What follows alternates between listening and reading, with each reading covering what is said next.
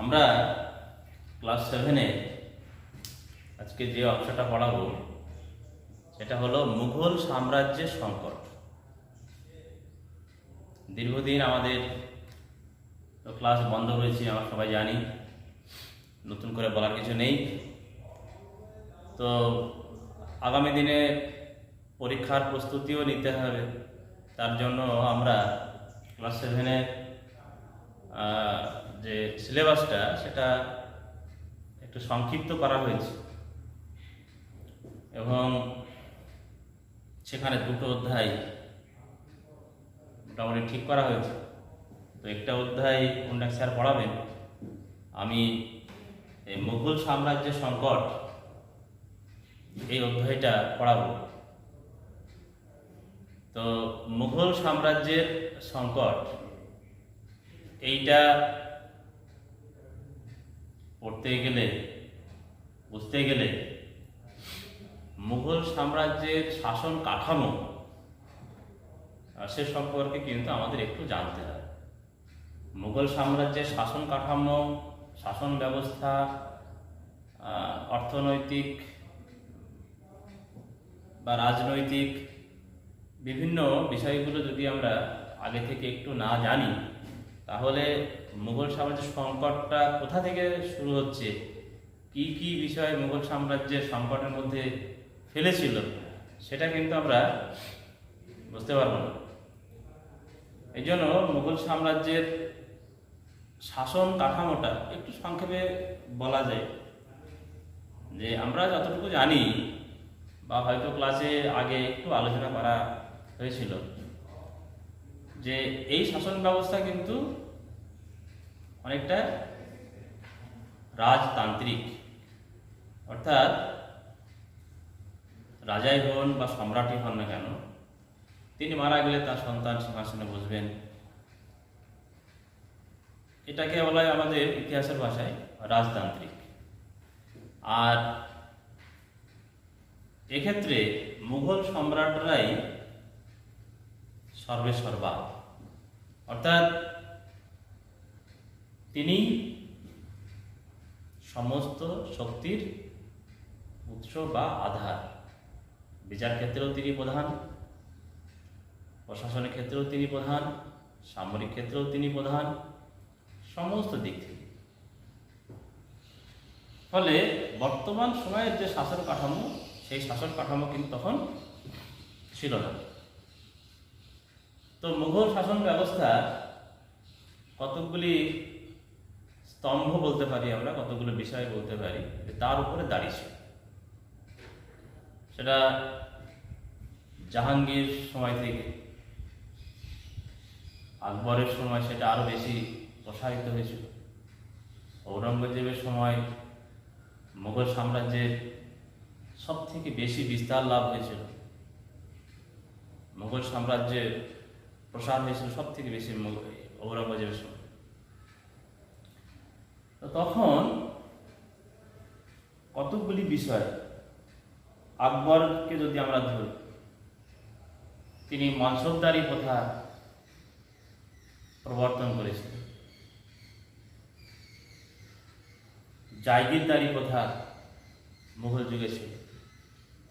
আর মুঘল শাসন ব্যবস্থা ইসলামীয় শাসন ব্যবস্থা। সংখ্যাধিক্য ভারতবর্ষের মানুষ হিন্দু ধর্মের মানুষ, ফলে ধর্মীয় একটা সংঘাত কিন্তু ভারতবর্ষের সুলতানের যুগই হোক আর মুঘল যুগই হোক না কেন, ধর্মীয় সংঘাত কিন্তু বরাবরই আছে। তাই ধর্মীয় একটা বিষয় আছে, যেটা আকবর অনেকটা ধর্মনিরপেক্ষ নীতি গ্রহণ করেছিলেন, কিন্তু অন্যান্য সম্রাটরা হয়তো সেই ধর্মান্ধতা থেকে অতটা বেরিয়ে আসতে পারেন। ফলে সেক্ষেত্রে কিন্তু যে সম্রাটের সময় ধর্মনিরপেক্ষ নীতি বেশি গ্রহণ করা হয়েছে, তখন হয়তো ধর্মীয় সংঘাতটা কম ছিল। আর যে সমস্ত সম্রাটরা সেই ধর্মের বেড়াজাল থেকে বা ধর্মের আবরণ থেকে বেরোতে পারেনি, তাদের সময় ধর্মীয় সংঘাতটা একটু বেশি হওয়াটা স্বাভাবিক। সেটাও দেখা দিয়েছিল যে ভারতবর্ষের বিভিন্ন প্রান্ত থেকে বিভিন্ন হিন্দু ধর্মের রাজা বা হিন্দু ধর্মের বিভিন্ন জায়গার বিভিন্ন গোষ্ঠী তারা কিন্তু মুঘল শাসনের বিরুদ্ধে সোচ্চার হয়েছিল।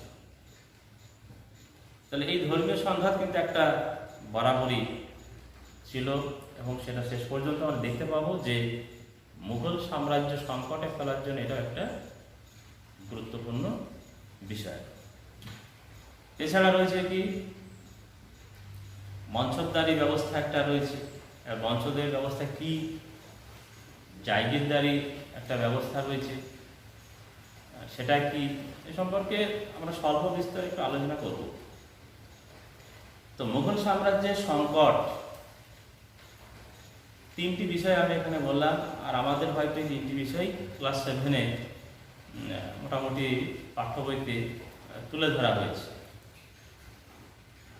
তো এক্ষেত্রে আমরা আমাদের পাঠ্য বইতে যেমন প্রথমেই শিবাজির উত্থান রয়েছে বা অন্যান্য আঞ্চলিক বিদ্রোহ রয়েছে, আর তারপরে মনসবদারি এবং জায়গির সমস্যা রয়েছে। তা আমি একটু উল্টিয়ে পড়াবো যে এই যে শিবাজির উত্থান বা অন্যান্য যে শক্তির উত্থান বা অন্যান্য যে কৃষক বিদ্রোহ সেটা আমি একটু পরে পড়াবো। আমি আগে যেটা পড়াবো সেটা হলো যে মুঘল সাম্রাজ্য যে স্তম্ভের উপরে দাঁড়িয়েছিল, যে বিষয়গুলির উপরে দাঁড়িয়েছিল, সেই মানে যাকে আমরা খুঁটি বলি, সে তার মধ্যে ঘুণ লেগেছিল। ঘুণ, বাঁশের খুঁটি দিয়ে ঘর হলে সেই বাঁশের খুঁটির মধ্যে ঘুণ লেগে থাকে, আর যখন এক ঝড় আসে, দমকা বাতাস শুরু হয়, তখন সেই ঘর কিন্তু হুড়মুড় করে ভেঙে পড়ে। ঠিক তেমনি যে মুঘল সাম্রাজ্য যে সমস্ত স্তম্ভ বা খুঁটির উপরে দাঁড়িয়েছিল, সে খুঁটির ভেতরেই কিন্তু ঘুণে খেয়ে সে খুঁটিটাকে দুর্বল করে দিয়েছিল। কিভাবে করেছিল সেইটা আমরা একটু আলোচনা করব। এখন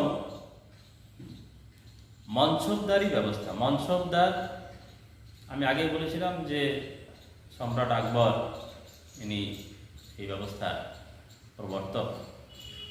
তো মনসব শব্দের অর্থ হচ্ছে পদমর্যাদা। মনসব শব্দের অর্থ হচ্ছে পদমর্যাদা, এটা আমাদের বইতেও রয়েছে। তো মনসব পদমর্যাদা তো একটা নির্দিষ্ট মাপকাঠি থাকবে যে পদমর্যাদা কিভাবে, কার উপরে ভিত্তি করে, এরকম একটা মাপকাঠি অবশ্যই কিন্তু রয়েছে। আর এই মনসবদারি মানে সামরিক বেসামরিক এই দুটো বিষয়ই এই মনসবদারি ব্যবস্থার সঙ্গে জড়িত, এবং সামরিক বিষয়টা সব থেকে বেশি। এই মনসবদার 30টি স্তরে বিভক্ত ছিল। মনসবদারি এই গোটা ব্যবস্থার 30টা স্তর, মানে সর্বোচ্চ স্তর, সর্বনিম্ন স্তর। এবার দেখা যাবে যে সর্বোচ্চ স্তর অর্থাৎ যার অধীনে সামরিক সংখ্যা সব থেকে বেশি, একজন মনসবদার যার অধীনে হয়তো 10,000 সৈন্য থাকতে পারে, 8,000 সৈন্য থাকতে পারে। তাহলে যার অধীনে যত বেশি সৈন্য সংখ্যা থাকবে তার মর্যাদা তত বেশি। সাধারণত যা সাধারণ মানুষ, তাদের অধীনে ওই 5,000 থেকে, মানে সর্বোচ্চ 5,000, সর্বনিম্ন 10,000। 5,000 থেকে সর্বনিম্ন, আমি প্রথমে বললাম যে মনসব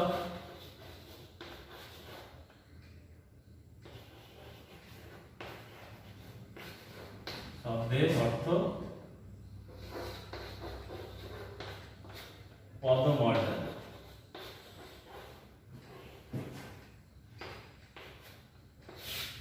পদমর্যাদা 30টা স্তর। 30টা স্তর এই মঞ্চতার ব্যবস্থা আছে। সাধারণ যারা তাদের 5,000 থেকে শুরু হয়, 5,000 থেকে 10,000। এটা সাধারণ যারা মঞ্চক, অর্থাৎ যারা হয়তো রাজপুত্র নয় এরকম। আর যারা রাজপুত্র, বিভিন্ন হিন্দু রাজা রয়েছে যারা মুঘল সম্রাটদের কাছে আত্মসমর্পণ করেছিলেন বা তাদের সঙ্গে মিত্রতা প্রতিষ্ঠা করা হয়েছিল এবং শর্ত সাপেক্ষে, তখন সেই সমস্ত পরিবারের ব্যক্তিদের এই মনসবদার বা মনসব দেয়া হতো। সেক্ষেত্রে তারা 10,000 থেকে শুরু করে মোটামুটি 6,000 পর্যন্ত, 6,000 পর্যন্ত পেত। 10,000, 7,000, 8,000 এরকম। আর এই যে সংখ্যাগুলি, এইগুলো মানে অনেকটা এই রাজপুত্রদের, রাজাদের দেওয়া হতো, ফলে সাধারণত তাদের পদমর্যাদা অনেক বেশি ছিল। এখন এই মনসবদার, তার এদের অধীনে একজন মনসবদারের অধীনে 5,000 সৈন্য থাকবে বা 2,000 সৈন্য থাকবে। সম্রাটের কিন্তু নিজস্ব সৈন্য ছিল না, যে না সম্রাটের অধীনে, সম্রাটের হাতে রাজধানীতে 20,000 সৈন্য রয়েছে, এমনটি কিন্তু নয়। ভারতবর্ষের বিভিন্ন প্রান্তে শেষ পর্যন্ত 21টি মানে ভাগে ভাগ করা হয়েছিল গোটা মুঘল সাম্রাজ্যটা। ঔরঙ্গজেব আকবর 15টা করেছিলেন, পরে বেড়ে 21টা হয়েছিল।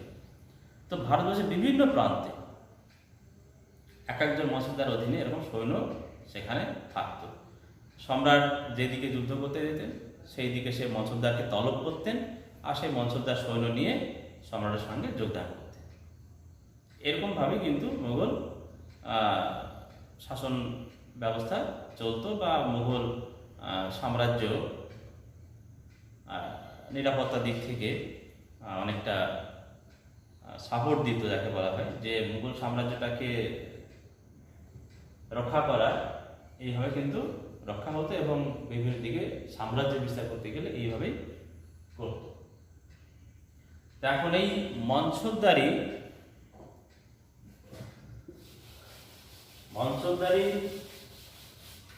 প্রথা, এই মনসবদারকে আবার অনেক সময় দুটো ভাগে ভাগ করা হয়।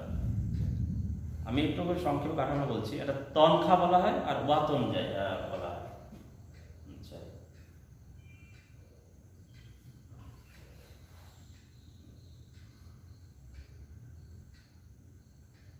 আচ্ছা, মনসবদারি যেটা বলা মনসবদারি ব্যবস্থা, এখন এই মনসবদারি ব্যবস্থা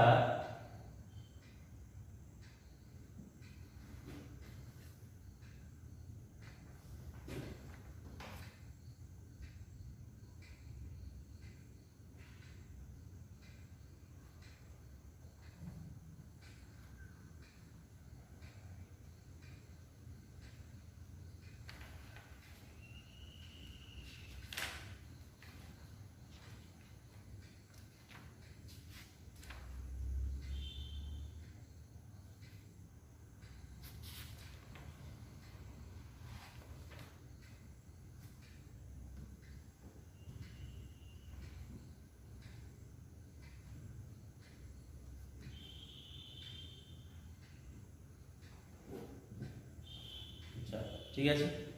মনসবদারি ব্যবস্থা, এটা আমাদের লক্ষ্য কিন্তু মুঘল সাম্রাজ্যের সংকটটা পড়া, মুঘল সাম্রাজ্যের সংকট, সেইটা কিন্তু আমাদের মানে লক্ষ্য বা বৃত্ত, সেই দিকে আমরা এগিয়ে যাব। তো মনসবদারি বললাম, মনসবদার পদমর্যাদা 30টা স্তর ছিল, এবং সংখ্যা কারো 10,000 হতে পারে, সর্বোচ্চ 10,000, সর্বনিম্ন 10,000। এই অনুযায়ী পদমর্যাদা ঠিক হতো। বেশি সংখ্যক যারা 5-এর উপরে, যারা 5,000-এর বেশি যারা সৈন্য পেতেন, দায়িত্ব পেতেন, তারা সাধারণত কোনো রাজা বা রাজপুত্র ছিলেন। আর 5,000-এর নিচেই যারা তারা সাধারণত সৈনিক, তাদের অধীনে সৈন্য সংখ্যা রাখা হতো। এইভাবে পদমর্যাদা ঠিক করা হতো। আর এই মনসবদারিটা করতে গেলে জাট ও সওয়ার এই দুটো শব্দ একটু পাওয়া যায়। জাট বলে জায়গা একটা জাট, আর একটা হচ্ছে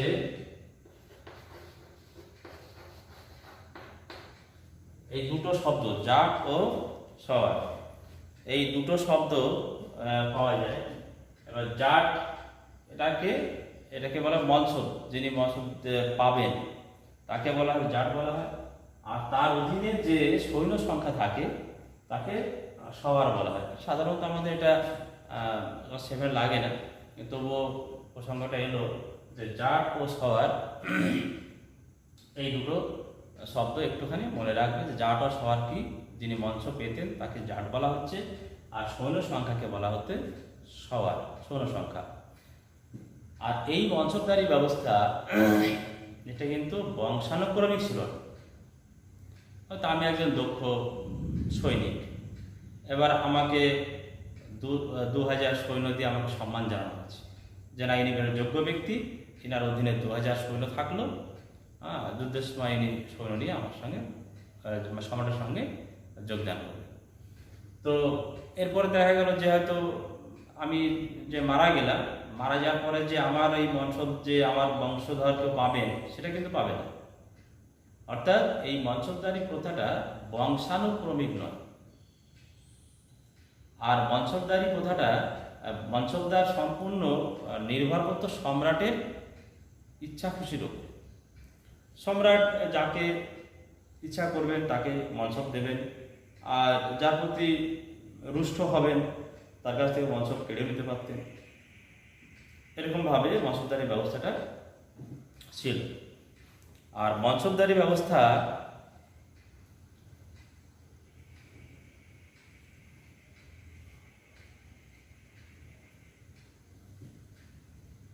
এটা গেল। এবার যারা মনসবদার পেতেন, এবার সেটাকে আরো দুভাগে ভাগ করা হয়। এক শ্রেণীর মনসবদার তারা নগদ বেতন পেতেন, আর এক শ্রেণীর মনসবদার তারা জায়গির পেতেন। এক শ্রেণীর মনসবদার তারা নগদে বেতন পেতেন। সাধারণত যারা উচ্চবিত্ত রাজা বা রাজকুমাররা যেসব মনসব পেতেন তারা নগদ বেতন পেতেন। আর অন্যান্য তারা জায়গির পেতেন, জায়গা দেওয়া হতো। কিরকম, যে একজনের অধীনে হয়তো 500 সৈন্য রয়েছে, তাকে একটা নির্দিষ্ট জায়গা তাকে দিয়ে দেওয়া হবে। সে কি করবে, সেই মনসব কি করবে, ওই জায়গা থেকে সে কৃষকদের কাছ থেকে রাজস্ব আদায় করবে। রাজস্ব আদায় করার পর নিজের যে সৈন্য সংখ্যা রয়েছে 500 বা 200, সেই সৈন্য সংখ্যার যা ব্যয়, সেই ব্যয়টা তিনি আগে মেটাবেন, ওনার যে ব্যয়। তারপরে যদি কিছু অতিরিক্ত রাজস্ব থাকে তখন তিনি সম্রাটের হাতে তুলে দেবেন। এইভাবে মনসবদারদের জায়গির দেওয়া হতো। আর যারা উচ্চ মনসব তাদেরকে সংখ্যা অনুযায়ী বেতন দেওয়া হতো।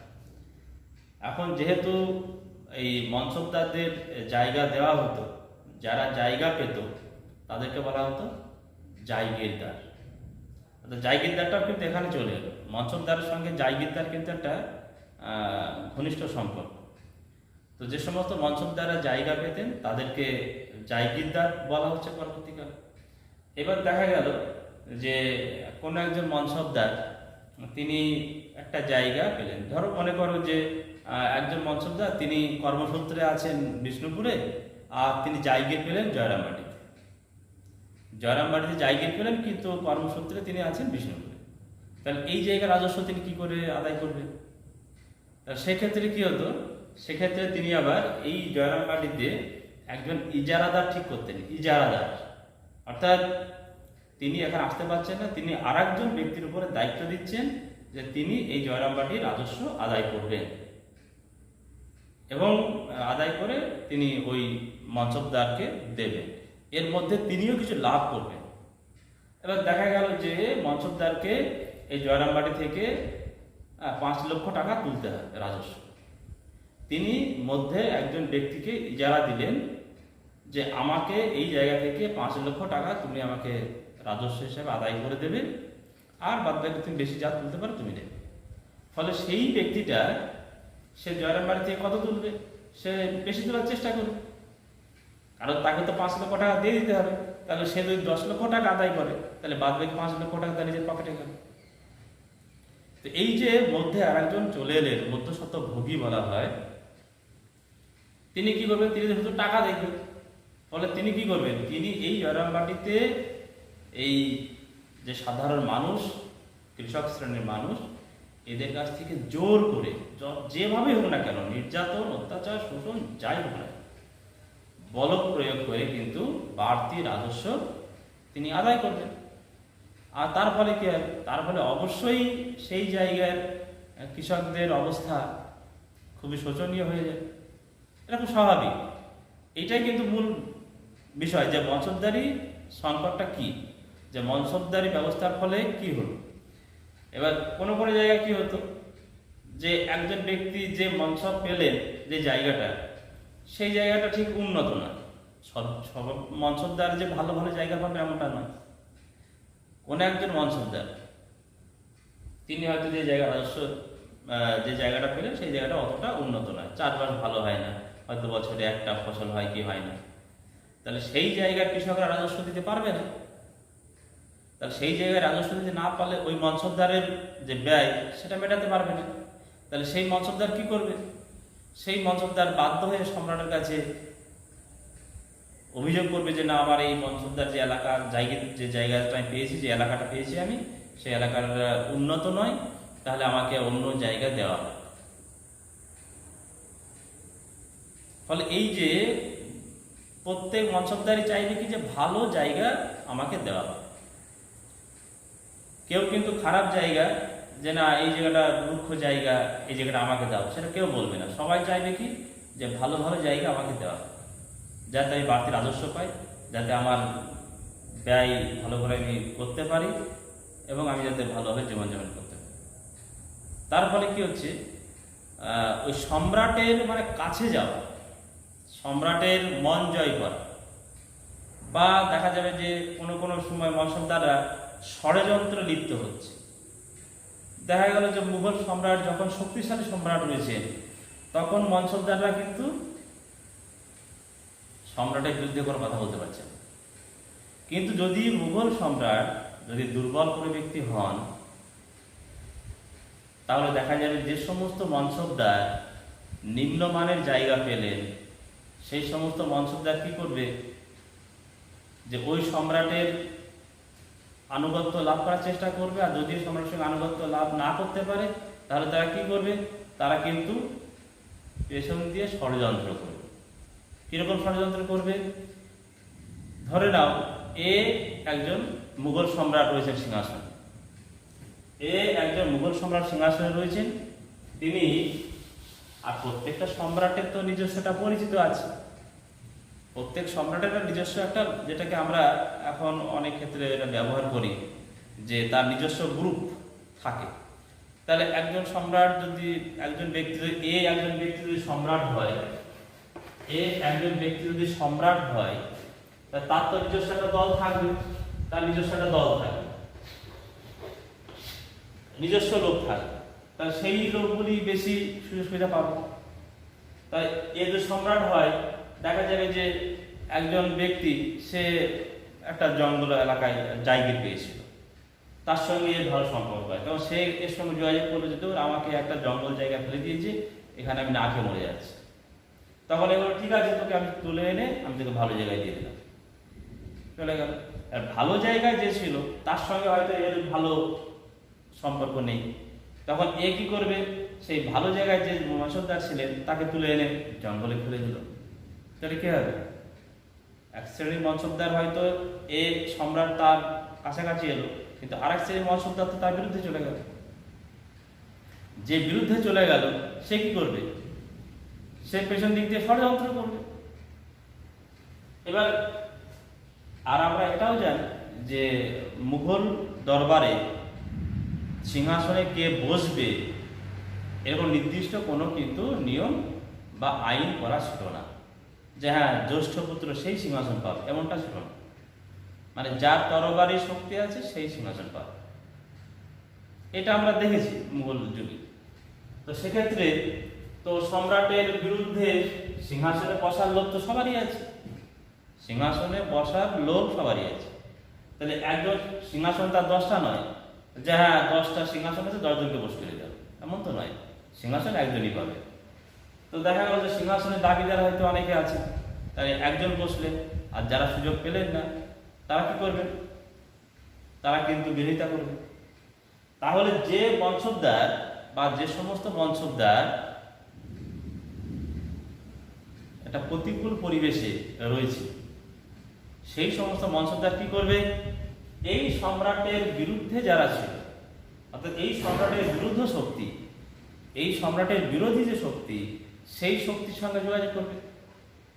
আমি ধরে নিচ্ছি যে এর চারিদিকে আছে সি ডি এরকম বিভিন্ন এফ এরকম বিভিন্ন শক্তি রয়েছে, একটা শক্তি আছে।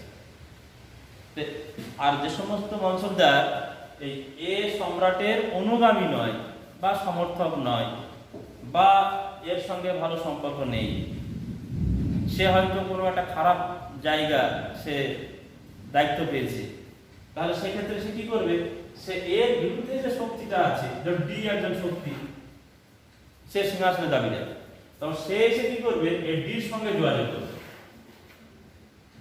ডির সঙ্গে যোগাযোগ করবে। কিছু দল এসে সির সঙ্গে যোগাযোগ করবে, কিছু দল এসে এটার সঙ্গে যোগাযোগ করবে যে আমরা তোমার পেছনে আছি, তুমি সিংহাসন দখল করার চেষ্টা করো, যা শক্তি আমরা তোমাকে দেওয়া। এবার দেখা গেল সিংহাসন পাওয়াকে কেন্দ্র করে এই 3-4 জনের সঙ্গে দ্বন্দ্ব শুরু হয়ে গেল। এটাই হচ্ছে মুঘল সাম্রাজ্যের সব থেকে পতনের বড় কারণ, মনসবদারি সংকট, অর্থাৎ নিজেদের মধ্যে একটা সংঘাতে জড়িয়ে পড়লো, রাজ দরবারে একটা ষড়যন্ত্র চলতে শুরু করে।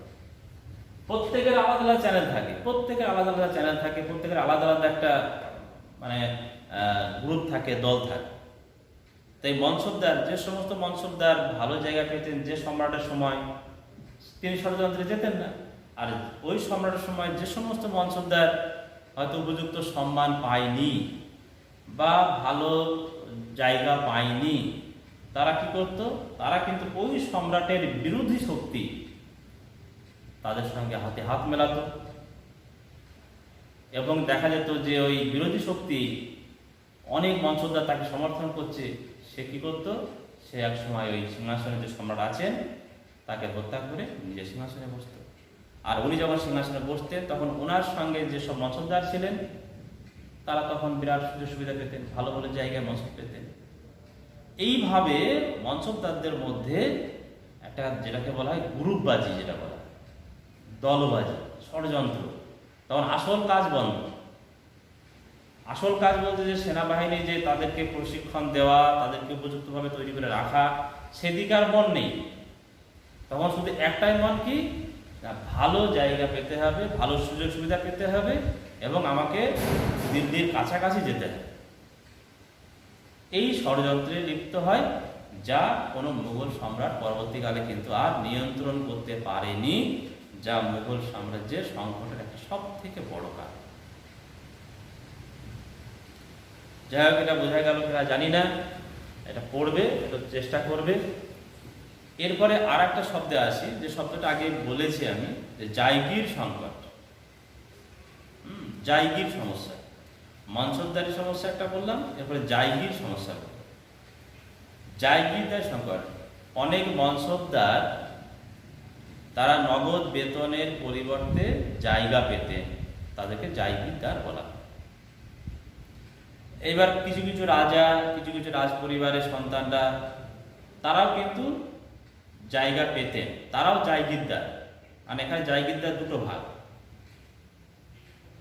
যারা সম্মানীয় ব্যক্তি তারা জায়গা পেতেন, তারাও জায়গিরদার, তাদের ক্ষেত্রে নিয়ম কারণ আলাদা।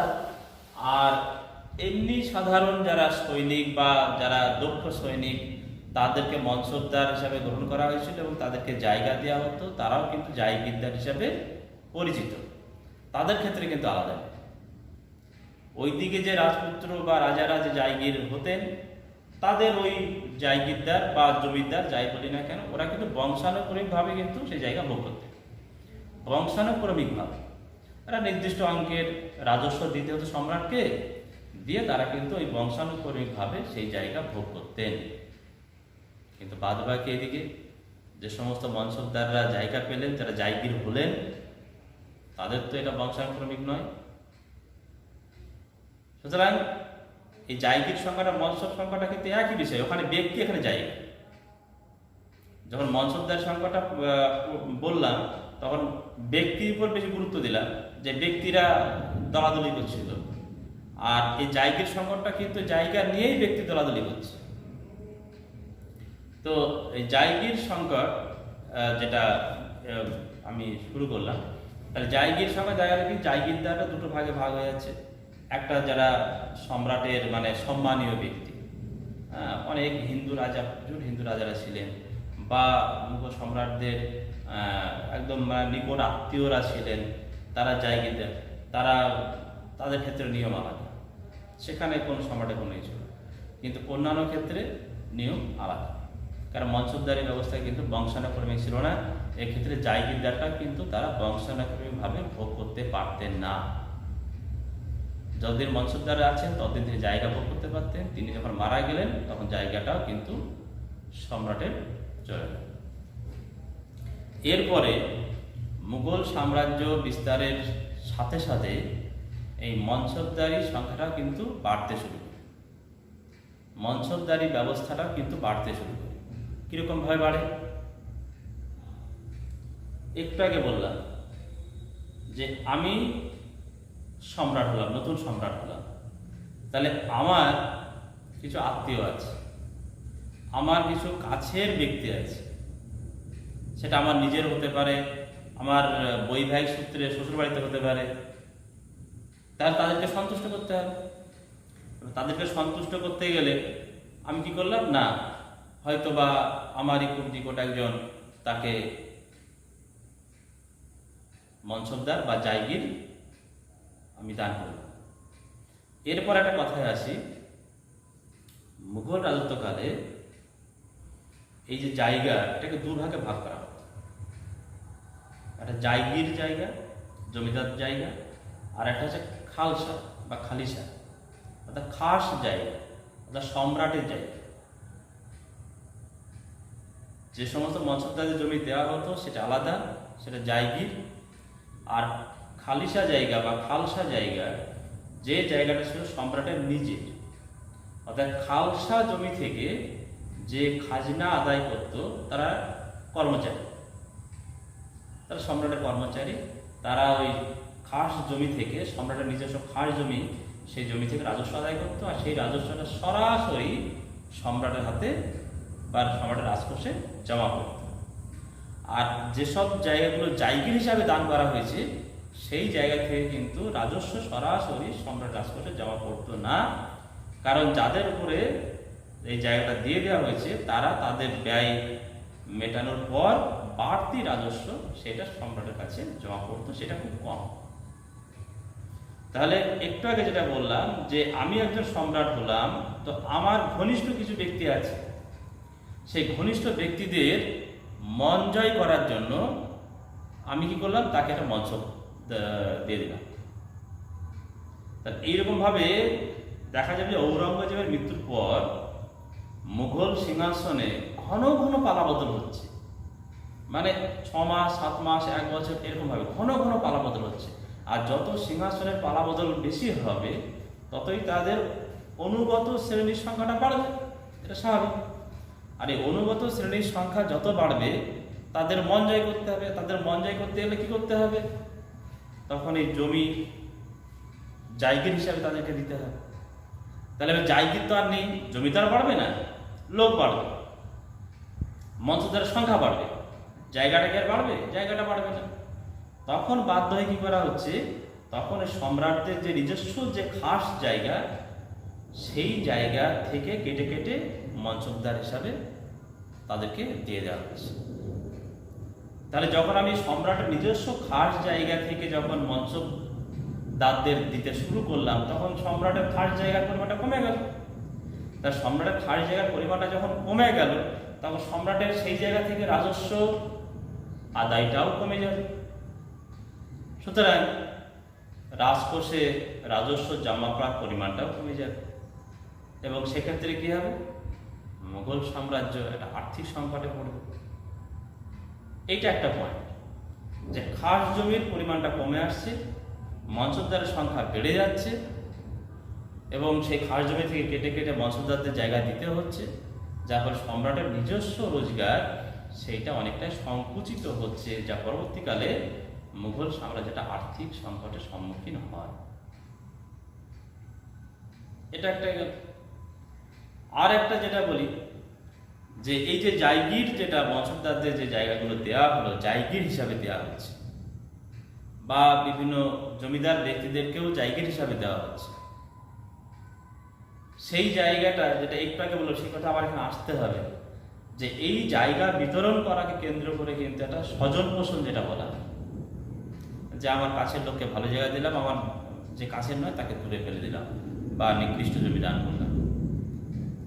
এই যে ভালো মন্দ স্বজন পোষণ করা, এক্ষেত্রে কি হলো, ওই ভালো জায়গা পাওয়ার জন্য এটা নিজেদের মধ্যে প্রতিদ্বন্দ্বিতা শুরু, আর সেই প্রতিদ্বন্দ্বিতা এমন আকার ধারণ করলো, যা পরবর্তীকালে মুঘল সম্রাটরা কেউই কিন্তু আর নিয়ন্ত্রণ করতে পারল না। আর কি হতে পারে,